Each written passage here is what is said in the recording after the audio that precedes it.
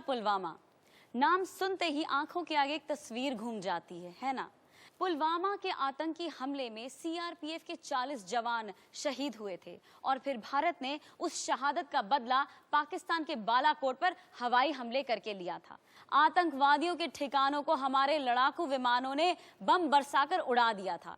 आज हम आपको उस पुलवामा तक ले चलेंगे। मैं कश्मीर का सच टटोलते हुए उस जगह पहुंची जहां कार में विस्फोटक लगाकर आतंकी इंतजार कर रहा था और अचानक धमाका हुआ।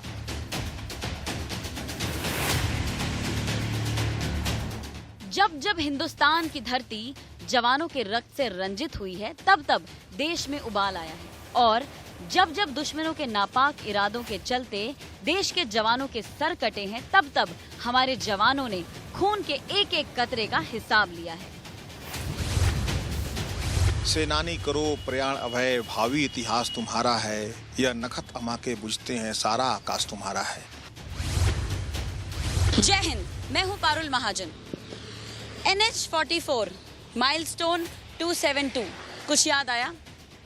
जी हाँ, ये वही जगह है जहाँ पर 14 फरवरी 2019 को आतंकवादी आदिल ने एक गाड़ी में RDX लोड करके एक विस्फोट किया था और हमारे CRPF के एक काफिले पर हमला बोल दिया था, जिसमें हमारे CRPF के 40 जवान शहीद हो गए थे। जी हाँ, मैं पुलवामा में हूँ। पुलवामा में हुए आतंकी हमले को 1 साल से भी ज्यादा का समय बीत चुका है। हम जानना चाहते थे कि यहाँ सुरक्षा के इंतजाम अब कैसे हैं और ये जानने के लिए हमारी टीम CRPF के काफिले के साथ पुलवामा की तरफ बढ़ी। इस रोड से जब आप गुजरेंगे तो ये देखकर आपका सीना चौड़ा हो जाएगा कि आपकी सुरक्षा के लिए सड़क के दोनों तरफ चप्पे चप्पे पर हथियारबंद जवान तैनात हैं। ये सोचकर आप और भी फक्र महसूस करेंगे कि इन जवानों के होते कोई आपका बाल भी बांका नहीं कर सकता।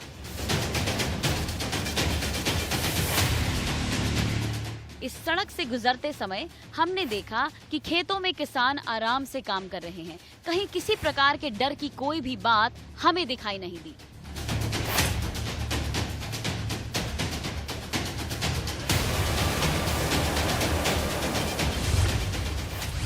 इस समय हम बढ़ रहे हैं श्रीनगर से जम्मू की ओर वाया अनंतनाग होते हुए। हम देख सकते हैं किस तरह से हमारे CRPF के जवान सड़कों पर तैनात हैं। इन्हें बोलते हैं ROP के जवान, यानी कि रोड ओपनिंग पार्टी। ये लोग आकर पहले सड़क को सैनिटाइज करते हैं, उसके बाद अपनी अपनी पोजीशंस ले लेते हैं और सड़क को सिक्योर करते हैं। पुलवामा जाते समय हमारा काफिला थोड़ी देर के लिए अवंतीपुरा चेक पोस्ट पर रुका। हमने देखा कि CRPF के जवान यहाँ से गुजरने वाली हर गाड़ी की चेकिंग कर रहे हैं। हमने उन लोगों से भी बातचीत की जिनकी गाड़ियाँ चेक हो रही थी और हमें ये जानकर अच्छा लगा कि कश्मीर के लोग सेना और CRPF को पूरा सपोर्ट करते हैं। ये बात उस सियासी दावे की धज्जियां उड़ा रही थी जिसमें सेना और कश्मीरियों के बीच अविश्वास की बात कही जाती है। इस समय मैं हूँ NH-44 पर, जो हाईवे श्रीनगर से जम्मू को कनेक्ट करता है और ये जगह है पामपोर, अवंतीपुरा चेक नाका। हम देख रहे हैं ROP किस तरह से यहाँ काम कर रही है, गाड़ियों की चेकिंग कर रही है। आइए देखते हैं किस तरह से गाड़ियों की चेकिंग हो रही है और किस तरह से लोग कोऑपरेट कर रहे हैं फोर्सेस के साथ।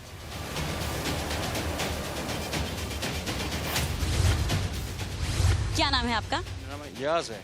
याज जी, आपकी गाड़ी की चेकिंग हो रही है, आपको हो रही है? बिल्कुल ठीक लग रहा है, हमारी सिक्योरिटी के लिए है। सबकी सिक्योरिटी के लिए। बिल्कुल। इससे आप लोग भी अच्छे से कोऑपरेट करें। बिल्कुल बिल्कुल। अवंतीपुरा चेक पोस्ट पर थोड़ी देर रुकने के बाद हमारा काफिला पुलवामा की तरफ बढ़ा। हमारे साथ चल रहे CRPF के काफिले में शामिल एक अधिकारी पुलवामा हमले के दिन इसी सड़क पर तैनात थे और घटनास्थल पर सबसे पहले पहुंचने वाली टीम में शामिल थे। हम थोड़ी देर के लिए उस जगह पर रुके जहां उस दिन उनकी तैनाती थी। उन्होंने उस दिन की पूरी घटना हमें विस्तार में बताई। आप भी सुनिए। उस दिन मैं इस जगह पर अपनी ड्यूटी पर था और आगे इसी तरह से कॉन्वॉय मूव कर रही थी, तो आगे आप देखेंगे कि एक कर्व है और यहाँ से रोड चढ़ती हुई आपको दिखाई पड़ेगी। तो ये कर्व और चढ़ाई दोनों होने के कारण से आगे जाके गाड़ियों की स्पीड जो है थोड़ा कम होने लगती है। और उस समय जैसा कि अभी आप देख रहे हैं कॉनवाइज चलती हैं तो कोई भी गाड़ियाँ परमिट नहीं है, बाकी गाड़ियाँ वहाँ होल्ड अप हो चुकी हैं, पीछे भी गाड़ियाँ रुकी हुई हैं। उस हादसे के बाद ये SOP में बदलाव किया गया। और पहले क्या था कि क्योंकि जनरल पब्लिक को, यहाँ की लोकल जनता को कोई परेशानी ना हो, इसलिए कॉनवाई के साथ साथ, क्योंकि ये एकमात्र हाईवे है J&K में 4 लेन, तो लाइफ लाइन है, इसलिए लोगों को परेशानी ना हो, इसलिए अलॉन्ग विद द कॉनवाई 1 लेन में गाड़ियों को परमिशन होती थी। तो उसी का कवर लेके, उसी दी गई सहूलियत का कवर लेके उसका फ़ायदा उन्होंने उठाया, जो उनके कहेंगे जिहादी पागलपन में। ये कोई बड़ा काम नहीं है, ये कायरता है जो उन्होंने दिखाई। जी, छुट्टी पर आ रहे जवानों को इस ढंग से सिविल जो है पब्लिक की आड़ लेके ऐसा हमला करना मेरी नज़र में एक कायरता है। हमने पूरा एक दिन CRPF की 110वीं बटालियन के साथ गुजारा। हमारे दिन की शुरुआत हुई 110वीं बटालियन के ट्रेनिंग कैंप में। हमारी टीम सुबह के समय यहाँ पहुंची थी और उस समय ROP यानी कि रोड ओपनिंग पार्टी के जवानों का काफिला कैंप से बाहर निकल रहा था। हम देख सकते हैं किस तरह सुबह सुबह हमारे जवान तैयार हो गए हैं अपनी ROP की ड्यूटी पर निकलने के लिए, पूरे साजो सामान के साथ। सिंह जी, आपसे जानना चाहेंगे कि अभी जवान हैं, ये ROP की ड्यूटी के लिए निकल रहे हैं, क्या प्रोसीजर रहता है इनका?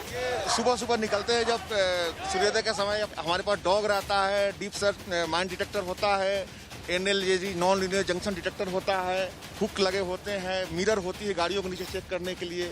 इस तरह के पास इनके पास इक्विपमेंट होते, पूरे इक्विपमेंट के साथ निकलते हैं और सड़कों को दोनों साइड चेक करते, सैनिटाइज करते, पूरे लास्ट तक अपने इलाके को कवर करके फिर हाइट पे पकड़ते हुए पूरे इलाके को कवर करके जब तक से दिन भर का जो मोमेंट रहता है तब तक के लिए पूरे अलर्ट रहते हैं। ये इनका प्रोसीजर है। हाँ, अपने पोजीशन लेके तैयार रहते हैं।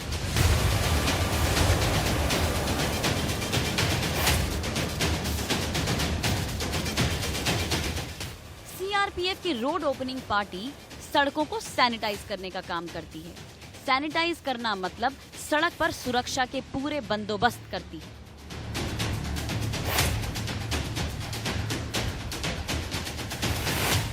ये टीम इस बात का पता लगाती है कि सड़क पर कहीं कोई बारूदी सुरंग तो नहीं बिछाई गई है। इसलिए ये टीम हथियारों और उपकरणों से लैस होती है।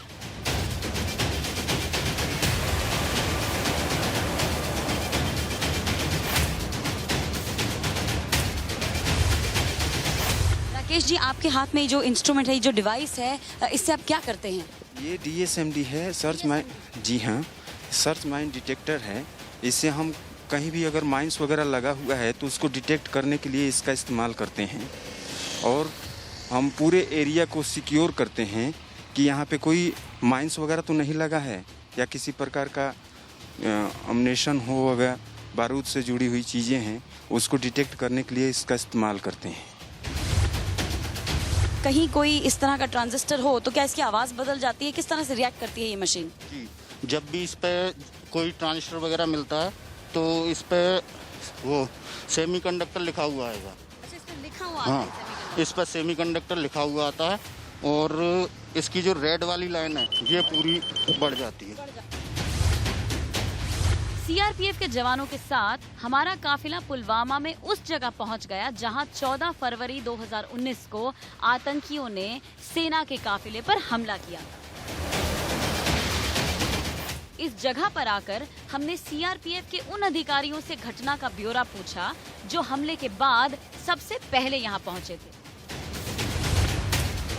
इस समय मैं पहुंच चुकी हूं पुलवामा अटैक के ग्राउंड जीरो पर और मेरे साथ हैं RK तिवारी जी। ये वो ऑफिसर हैं जिनके अंडर ये एरिया आता है और ये वो पहले व्यक्ति थे जो यहाँ पर आए जब धमाके की न्यूज़ इनको मिली।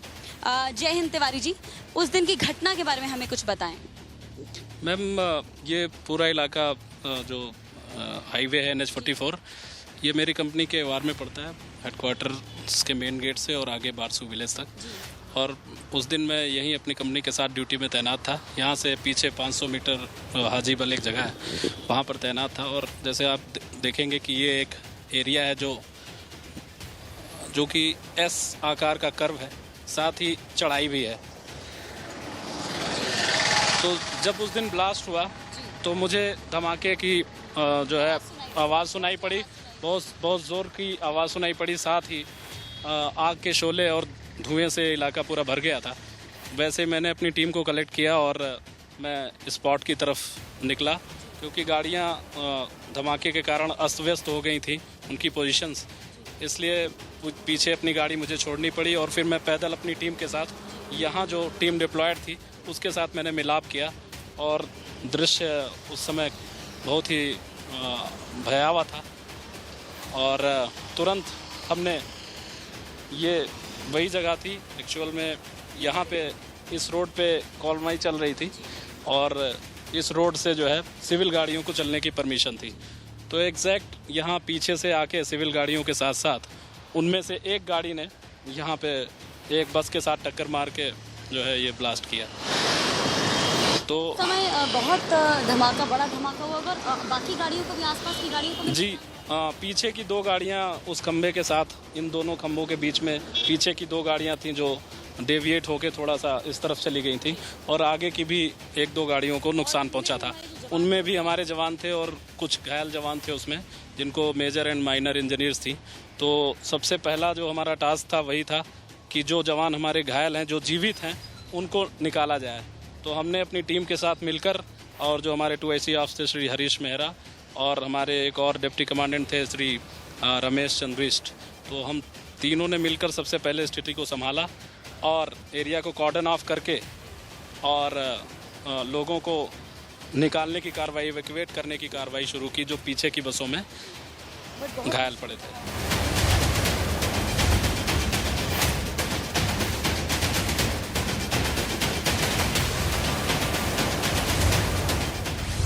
देखिए, वो जो हादसा था वो तो ऐसा हादसा था कि किसी ने कल्पना भी नहीं किया था कि इतनी बड़ी हादसा हो जाएगी, घटना हो जाएगी। हमारे सभी जवानों के पास हथियार रहते थे, लेकिन अपने गुस्सों पे काबू रखते हुए पहले इस चीज़ को जायजा लिया कि एक्चुअली हुआ तो कैसे हुआ, क्या हुआ। ये जैसे ही पता चला कि ये बाहर से आए हुए गाड़ी में एक्सप्लोसिव भर के लेके आए थे और हमला किए थे, तो ये साफ जाहिर हो गया कि ये हमला यहाँ से नहीं, बाहर से हुआ है। अतः हमारे जवानों ने अपने धैर्य रखते हुए यहाँ आसपास सिविलियन के ऊपर में किसी तरह का कोई ऐसी जाति की कोई इस तरह का कोई इसने घटना नहीं हुई, किसी ने कार्रवाई नहीं किया। और उसके बाद हमारे जो जवानों के पार्थिव शरीर है उसको इकट्ठा करके ले जाया गया। उसके बाद उनके और साथियों से उनकी शिनाख्त की गई, पहचान किया गया और उनके घरों पे, उनके परिजनों के पास उनको सौंपे गए और पूरे सम्मान के साथ उनसे श्रद्धांजलि दिया गया। हमले के बाद सड़कों को तो दुरुस्त कर दिया गया है, लेकिन कहीं कहीं निशान अभी भी बाकी हैं। रोड डिवाइडर आज भी टूटा हुआ है। आसपास की कई दुकानों के कांच आज तक नहीं लग पाए हैं। हमारे साथ हैं प्रदीप कुमार जी, जो कि कमांडर हैं 110 बटालियन CRPF के। ये जो हमला हुआ, पुलवामा अटैक, जो ये फिदाइन अटैक हुआ, ये जो एरिया है वो उन्हीं के जुरिस्डिक्शन में आता है। तो आइए उनसे बात करके जानते हैं कि क्या रणनीति अपना रहे हैं कि दोबारा से इस तरह का हादसा ना हो। जय हिंद प्रदीप जी। जय हिंद। आपसे जानना चाहेंगे कि अब आप क्या ऐसे मेजर्स ले रहे हैं कि इस तरह का जो हमला जो हुआ है वो दोबारा ना हो। देखिए, जो 14 फरवरी 2019 में जो हादसा हुआ था, जो हमला हुआ था CRPF के कॉन्वॉय के ऊपर सुसाइड बॉम्बर के द्वारा, उस हमले के बाद में CRPF ने अपना स्टैंडर्ड ऑपरेटिंग प्रोसीजर को जो है बदल दिया है। इसके तहत जितनी भी गाड़ियां हैं पहले कॉन्वॉय के साथ चलती थी, अब वो चलना बंद कर दिया है, उनको रोक दिया जाता है। ओनली कॉन्वॉय का मूवमेंट होता है, चाहे इसमें फोर्स CRPF का हो या आर्मी का हो या BSF का हो। इन कॉन्वॉयों के मूवमेंट के दौरान सिविलियन कोई भी व्हीकल कहीं से भी जो है चल नहीं सकता, उनको रोक दिया जाता है। और जितने भी लैटरल रोड्स है, आर्टीरियल रोड्स है, इनको भी रोक दिया जाता है। एक तरफ से जो है सभी प्रकार की गाड़ियों का मूवमेंट जो है बंद कर देते हैं। साथ में जो है इसमें स्पेशल गाड़ियाँ जैसे कि जैमर का इस्तेमाल स्टार्ट हो गया है। पहले कम था, उसके बाद और अधिक बढ़ा दिया गया है। पुलवामा के ग्राउंड जीरो पर हमें शाम हो चुकी थी और अब सीआरपीएफ के अधिकारियों ने हमें कैंप वापस चलने के लिए कहा। इसीलिए सीआरपीएफ के जवानों के साथ हम वापस कैंप की तरफ रवाना हो गए। श्रीनगर के सीआरपीएफ के 110वीं बटालियन के कैंप में आकर हम यहाँ के सर्वधर्म स्थल गए। सर्वधर्म स्थल यानी कि वो जगह जहाँ मंदिर, मस्जिद, गुरुद्वारा और चर्च एक ही छत के नीचे हैं।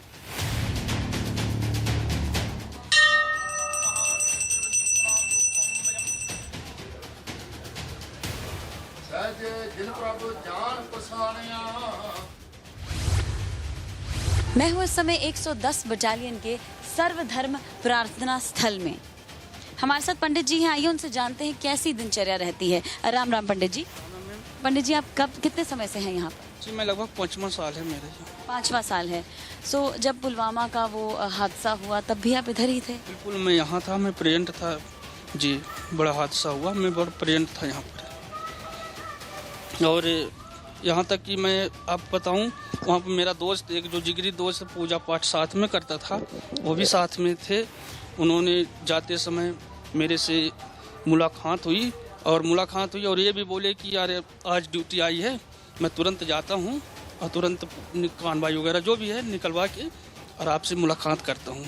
बड़ा भावुक पल था, बड़ा नाजुक था। अभी वो याद बनी रहती है, मुझे बार बार याद आती है वो चीज़। अब लौट कर नहीं आए कभी?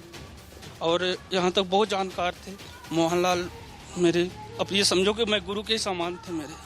बहुत याद आती है अभी भी उनकी। सो पंडित जी, जवान जो अपनी ड्यूटी शुरू करने से पहले यहाँ माथा टेक कर जाते हैं? बिल्कुल, डेली ड्यूटी यहाँ जाती हैं तो लोग पहले यहाँ माथा टेकते हैं, जो भी प्रसाद लेते हैं जिनकी जैसी श्रद्धा है, और लेकर अपना जाते हैं रोज 10 मिनट। सो दुर्गा माँ का आशीर्वाद लेकर भारत माँ की रक्षा करने के लिए निकलते हैं सब जवान। अब शाम गहरी होने लगी थी। हमें और हमारे साथ चल रहे सीआरपीएफ के जवानों को भूख लग रही थी, इसीलिए हम जा पहुंचे मेस में।